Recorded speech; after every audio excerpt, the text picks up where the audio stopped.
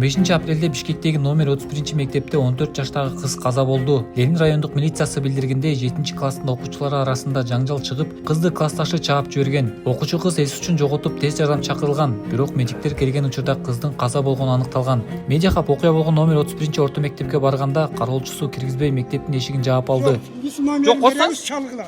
Омайсыз? Бир аздан кийин нөмөттөгү мугалим чыгып, учурда тергөө жүрүп жаткандыктан окуя тууралуу мектеп эч кандай маалымат бере албастыгын билдирди. Ал эми Бишкек шаарынын мэриясынын билим берүү департаментинен Медиахабка окуя тууралуу буларды айтып беришти. Мектептин директору тарабынан билдирүү келгенден кийин, звонок келгенден кийин эле биздин билим берүү департаменттин башчысы ошол жакка барып чоо жайын билейин деп, анан ал кезде укук коргоо органдары да болгон. Ошол жерден биздин Кыргызстанда мыйзамдын негизинде бүт иш-чаралар көрүлгөн да. Окуя болсо 7-класстын окуучусу сабак учурунда экөөнүн ортосунда пикир келишпестик чыгып, натыйжасында окуучу кыз дем алуусу токтоп обморокчу кылыптыр. Ошол моментте сабак өтүп аткан мугалим билдирүү кылып тез жардам чакырышыптыр. Кыз өзүнүн эсине келген эмес да. Анан ошондой абал болуп, ошондой кайгылуу окуя болуптур. Тергөө иштери жүрүп атат. Ошол эле учурда кабинетте отурган окуучулар, көргөн окуучулар, билген окуучулар, алар менен ата-энелеринин жанында мыйзамдуу өкүлдөрүнүн көзүнчө эле тергөө иштери башталган. Азыркы учурда Ленин районунун РОВДсында тергөө иштери уланып атат да.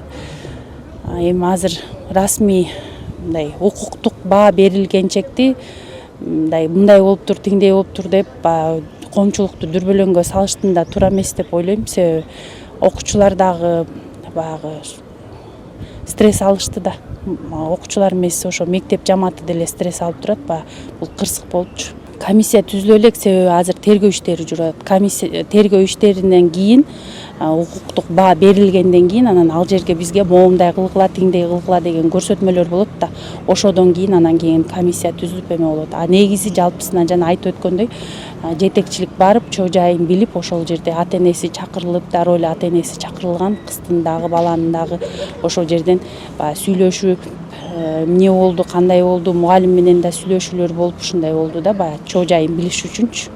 Кече барган кезде, жетекчилик барган кезде тез жардам машинасы менен келген адистер дагы деле кызды реанимировать этип аткан учур болчу экен. Өздөрүнүн иш аракетин кылып аткан экен. Андан кийин жетекчилик баргандан кийин ата-энелери жолдо болуп, ата-энелери келген экен, ата-энелери менен жолугушуп сүйлөшүлгөн экен. Кандай сабак учуру болуп аткан, кандай болуп аткан, ким каерде турган, ошолордун баардыгына күбө болуп, өздөрү сүйлөшүп, ошол жерден такташып, больницага жетпей, ошол жерде мектептин имаратынан өзүнө келбегенден кийин ошол жерден анан алып кетишкен да окуучу кызды. Коомчулукка да кайрылат элем, мындай таксыздыкта албаган маалыматты таратпай, кичине сабырдуу болуп күтө турсак жакшы болмок. Себеби азыр кыздын да ата-энесине, баланын да ата-энесине оор болуп турат да.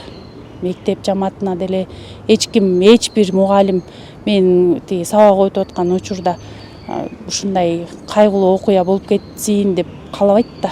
Эч ким андайды тилебейт. Ошон үчүн баардыгына оор психологиялык тараптан оор болуп турат. Анан коомчулук ошон үчүн ошол нерсени эске алып, аяр мамиле кылып турса жакшы болот эле. Ленин райондук милициясы кыздын өлүмү боюнча кылмыш иши козголуп, окуянын бардык жагдайлары такталып жатканын белгилейт. Жыл башынан бери мектеп ирекетчилигинен, мектептеги мушташтан, окуучулардын өз өмүрүнө кол салуусунан 20дай окуучу каза болду. Билим берүү министрлиги болсо мектептерде балдар психологдору жетишпей турганын айтып келет.